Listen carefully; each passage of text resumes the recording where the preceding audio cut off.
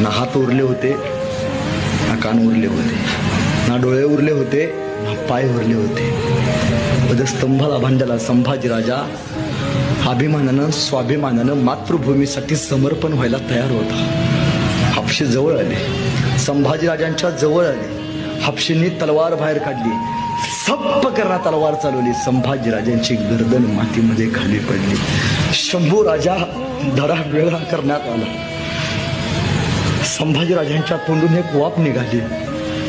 वाफेबरोबर माती आकाशात उंच उडाली आणि उडणाऱ्या मातीला माझा संभाजीराजा सांगत गेला, सांगा आबासाहेबांना, सांगा आबासाहेबांना, तुमचा छावा मातीत नाही मेला, तुमचा छावा मातीसाठी मेला. अरे मातीत मरणारे कैक असतात, मातीसाठी मरणारे फक्त संभाजी राजे असतात, हे सांगत गेले.